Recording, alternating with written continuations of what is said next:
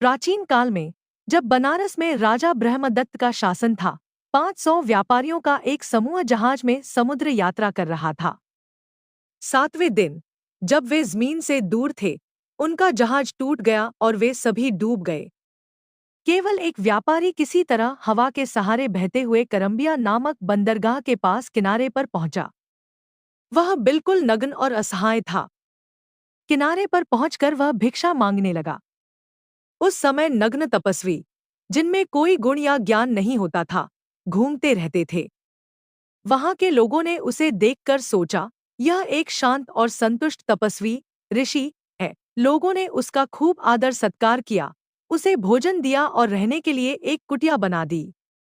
सम्मान और सुविधाएं पाकर उस व्यक्ति ने तय कर लिया कि वह अब सचमुच में तपस्वी के वेश में ही जीवन बिताएगा, भले ही उसके पास कोई ज्ञान या सदाचार न हो।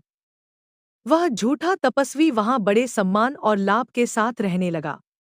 उस झूठे तपस्वी के पास दो महान प्राणी भी आया करते थे। एक दिन गरुड़ राजा तपस्वी के पास आया और आदरपूर्वक एक और बैठ गया। उसने तपस्वी से एक गंभीर समस्या पर चर्चा की।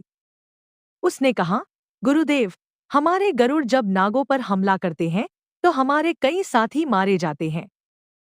हम नहीं जानते कि नागों को ठीक से कैसे पकड़ा जाए। उनके पास कोई गुप्त बचाव है, जिसके कारण हम उन्हें उठा नहीं पाते और पानी उन पर से बहने लगता है, जिससे हम थककर मर जाते हैं।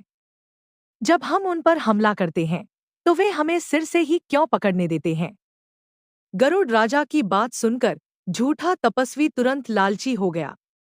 उसने सोचा कि अगर उसे नागों का रहस्य पता चल जाए तो वह गरुड़ राजा को बताकर उनसे और अधिक सम्मान और भेंट प्राप्त कर सकता है। जब नाग राजा पंडर अगली बार तपस्वी से मिलने आया तो तपस्वी ने उससे पूछा, नागों को पकड़ने का सही तरीका क्या है? तुम लोगों का गुप्त बचाव क्या है? पंडर नाग ने उत्तर दिया, गुरुदेव, यह हमारा गोपनीय रहस्य है।